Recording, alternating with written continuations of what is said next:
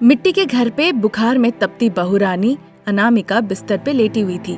बगल में बैठकर उसके पति रमेश हाथ में दवाइयों का डब्बा लेकर देखता है कि डब्बे में एक भी दवाई नहीं है।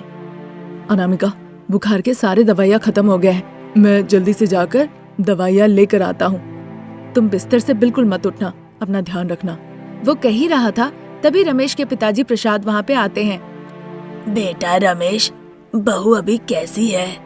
बुखार बहुत ज्यादा है पिताजी, पानी पट्टी की है, लेकिन उसके सारी दवाइयाँ खत्म हो गए। मैं उन्हें जल्दी से लेकर आता हूँ, तब तक आप यहाँ पर अनामिका के पास ही बैठिए। ठीक है बेटा, तुम ले आओ, मैं बहू के पास ही बैठता हूँ। प्रसाद के कहने पर रमेश दवाइयाँ लेने चला जाता है। प्रसाद बहू अनामिका के पास बैठकर उन्हें देख रहे होते हैं। कम खाती हो, काम ज्यादा करती हो, पानी ले आती हो, लकड़ी काटने के लिए तुम कहाँ 5 किलोमीटर चल के जाती हो, तो पैर में तो दर्द होंगे ना। अब देखो कैसे बुखार आ गया। इस तरह वो सोच ही रहे थे, तभी सासू माँ शारदा वहाँ आती है और मजाक में कहने लगती है, ये गरीब महारानी के लिए अभी तक सुबह नहीं हुआ क्या? तुम इस तरह से आलतू फालतू क्यों बात करती हो? एक बार बहू को देखो तो। हाय भगवान, कुछ भी कहूँ तो आपको बुरा ही लगता है। छोड़ो, तुमसे बहस करके क्या फायदा। मैं काम ढूंढने के लिए जा रहा हूँ, तुम बहू के पास बैठो। उसके पैर दबाने के लिए यहाँ रुकूं? इसमें क्या खराबी है? तुम्हारे लिए पानी लाने, खाना पकाने के लिए लकड़ियाँ लाने 5-6 किलोमीटर चलती है। आज नहीं कर पा रही है तो तुम ही उसे थोड़ी मदद कर दो। ओहो, मतलब तुम्हारी बहू महारानी और मैं उसकी नौकरानी। ये बात सुनकर प्रसाद को बड़ा गुस्सा आता है। बुखार से तड़प रही है, उसे मारना है या बचाना है अब तुम्हारे हाथ में है। इस तरह कहकर गुस्से से वो वहाँ से चले जाते हैं। शारदा चिड़चिड़ाते हुए सर पे पट्टी लगे हुए बहू को देखकर, अरे बहू रानी, ये बुखार उखार का बहुत नाटक हो गया। अब जल्दी उठो और जाके लकड़ी और पानी लेकर आओ। चलो उठो। इस तरह कहकर जबरदस्ती अनामिका का हाथ पकड़ के खींचने लगती है। तब जाके अनामिका थके हाल में उठकर बैठती है और कहने लगती है, क्या हुआ माँ जी? जाओ, जाके पीने का पानी और जलाने के लिए लकड़ी लेकर आओ। मैं नहीं सकूंगी माँ जी, समझने की कोशिश कीजिए, बुखार है। बुखार नहीं, नाटक है, कुछ नहीं होगा, जाओ। आप मेरा हाथ पकड़ के देखिए, मेरे शरीर की हालत। क्या तुम मुझे पलट के जवाब दे रही हो? अभी उठो, नहीं तो कस के एक थप्पड़ लगाऊंगी। ऐसा कहकर वो वहाँ से चली जाती है। अब अनामिका के पास कोई चारा नहीं था, इसीलिए बहुत तकलीफ से वो उठती है और घर से बाहर निकल आती है। एक हाथ से सर पे हंडी पकड़ती है, दूसरे हाथ से कुल्हाड़ी लेकर वो दुखी होकर रोते रोते रास्ते से जाने लगती है। चारों तरफ रेगिस्तान था, पानी उसे ढूंढना पड़ रहा था और जलाओ लकड़ी मिले उस चीज का भी उसे इंतजार था। इस तरह वो आगे बढ़ के जाती है। हे धरती माता, पीने के लिए पानी की तलाश में और खाना पकाने के लिए जलाओ लकड़ी की तलाश में चलते चलते 5-6 किलोमीटर आ गई हूँ, लेकिन ना पानी का एक बूंद दिखा और ना जलाने के लिए एक लकड़ी का टुकड़ा भी मिला। और कब तक ये तकलीफ उठानी पड़ेगी? इस तरह कहते हुए वो रास्ते से जा रही होती है।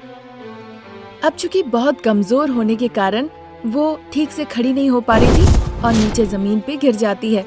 उठो अनामिका, तुम्हें कुछ नहीं होगा, इस तरह उन्होंने कहा। फिर धरती माता से एक प्रकाश आया और अनामिका पे गिरा। इसी के साथ अनामिका का बुखार गायब हो गया। अनामिका ठीक होकर उठ के खड़ी हो गई। धरती माँ का दर्शन पाके वो बहुत खुश होती है। माँ, पानी लकड़ियों के लिए इतना कष्ट मैं कब तक करूँगी? तुमने जो किया उसी का फल है। लकड़ियों के लिए तुमने पेड़ काटे, पेड़ खत्म हो गए।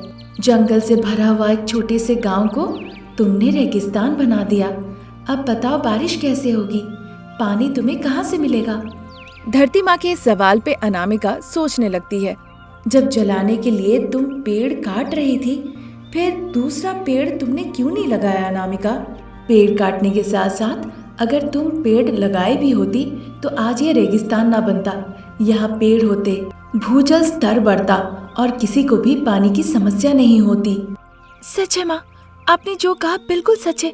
अब से मैं ग्रामीणों को पेड़ लगाने के लिए प्रेरित करूंगी। मैं तहे दिल से आपसे वादा करती हूँ। उसकी बातें सुन के धरती माँ बहुत खुश होती है। मैं तुम पे भरोसा करती हूँ अनामिका, मैं तुम्हें 2 आशीर्वाद देती हूँ। एक, जब भी तुम्हें आग की जरूरत होगी, मुंह खोलने पे ही आग मिलेगा, और उसी तरह मुंह खोलने पे ही पानी भी मिलेगा। साथ ही साथ मैं तुम्हें पौधे भी दूंगी। अनामिका बहुत खुश होती है और प्रणाम करती है। भूदेवी जमीन के अंदर समा जाती है। अनामिका खुशी खुशी घर लौट जाती है। उधर शारदा घर पे अनामिका का इंतजार कर रही होती है।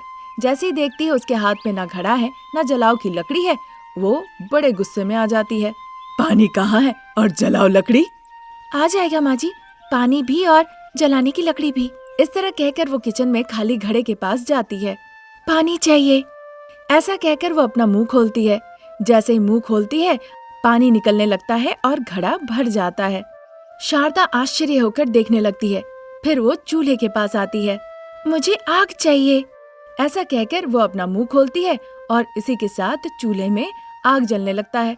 ये सब देखकर शारदा के होश उड़ जाते हैं। फिर खुद को संभालते हुए और डरते डरते कहती है, हे भगवान, बहू को तो जादुई शक्ति आ गई है।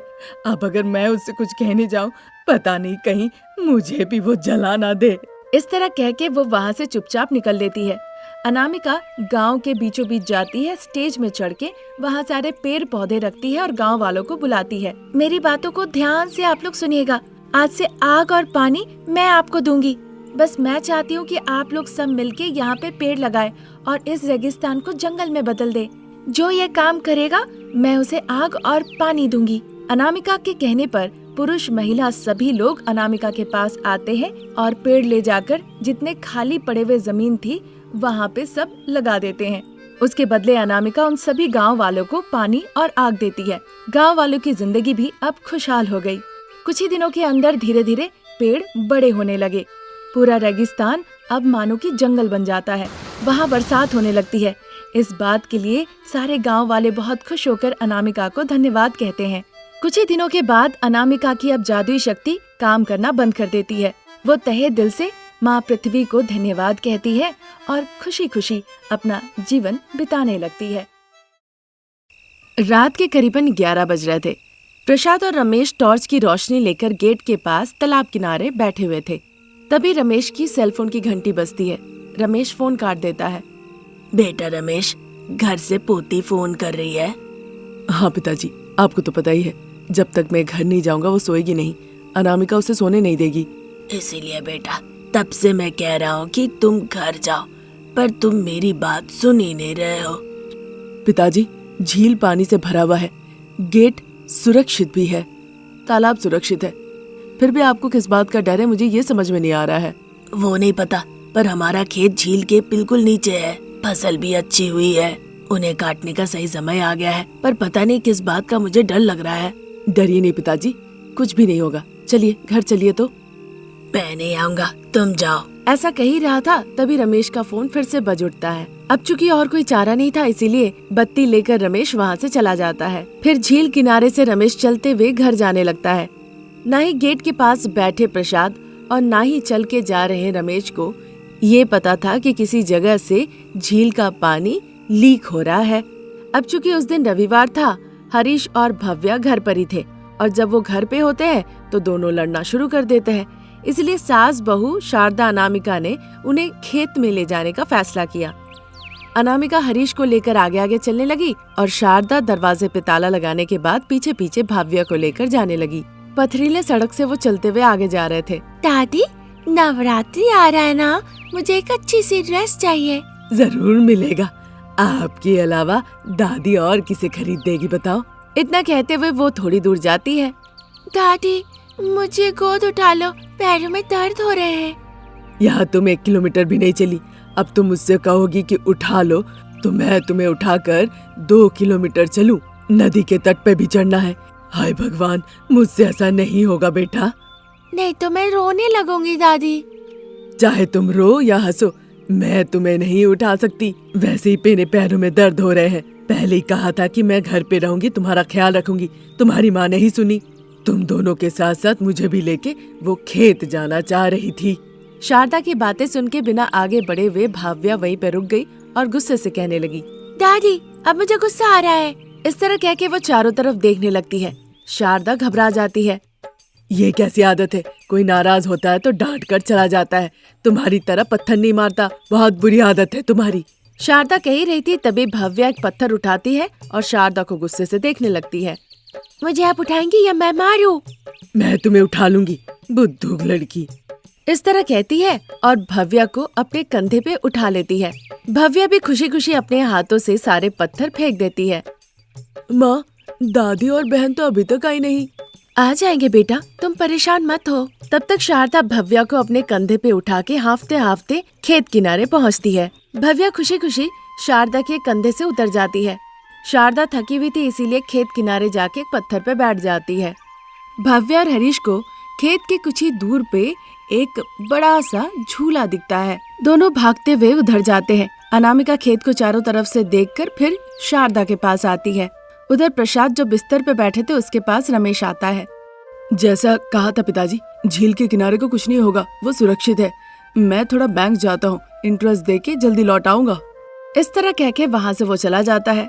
फिर उस रात प्रसाद झील किनारे नहीं जाते हैं। घर पे सभी लोग आराम से सो रहे होते हैं। उस रात झील का पानी का स्तर ज्यादा हो जाता है और पूरा खेत पानी के नीचे। अगले दिन सुबह सास बहू बाप बेटे को जब ये पता चलता है तो उनके सर पे तो आसमान टूट गिरता है। रो रो के उनकी बुरी हालत हो जाती है। तब तक बतकम्मा का त्योहार आने लगता है।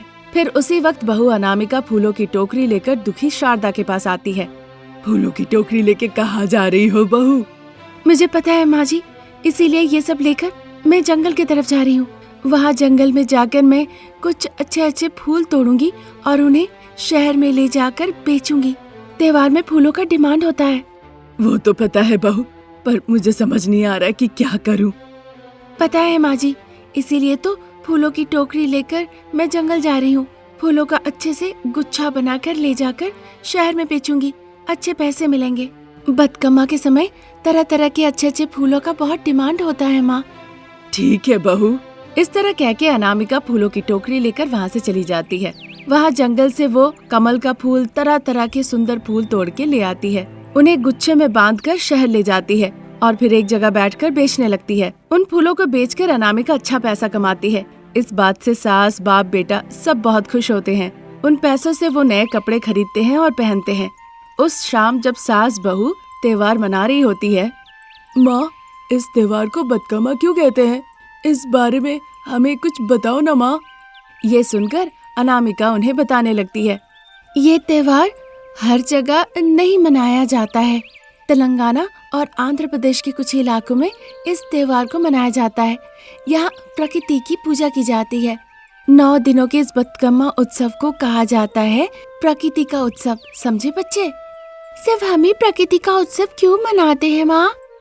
इसलिए मनाते हैं ताकि कोई विपत्ति हम पर ना आए। इस त्योहार को पालन करने से माँ पृथ्वी हमें आशीर्वाद देती है ताकि हम सुरक्षित रहे। बड़े लोग इस त्योहार को बोडम्मा कहकर भी बुलाते हैं। जब अनामिका इस तरह से बच्चों को कह रही थी, सास ससुर पति रमेश सभी बड़े ध्यान से सुन रहे थे। अश्विनी मास के अमावस्या के विशेष दिन पर ये त्योहार की शुरुआत होती है और दुर्गा अष्टमी के दिन में बतकम्मा नाम से ये समाप्त होता है। इसका मतलब हम देवी को प्रसाद नहीं चढ़ाते हैं दादी? देते हैं पोते साहब। बतकम्मा के हर एक दिन अलग अलग तरह के प्रसाद चढ़ाया जाता है। 9 दिन 9 अलग अलग चीजें। इस तरह हम 9 दिन खेलते हैं और जो बच जाता है वो पानी में जाके बहा देते हैं। जब वो ऐसा कह ही रही थी तभी गांव वाले बतकम्मा लेकर जा रही होती है। सास बहू भी अपना बतकम्मा लेकर वहां जाते हैं और जाके बतकम्मा खेलते हैं। 2 घंटे के बाद वो पानी में ले जाकर बतकम्मा बहा देते हैं और हाथ जोड़ के प्रणाम करते हैं। इस तरह सास बहू मिलके बतकम्मा का त्योहार मनाती है। पति बच्चे ये देखकर सभी बहुत खुश होते हैं। ये थी आज की कहानी। नई कहानी लेकर जल्द हाजिर होंगे। नमस्कार।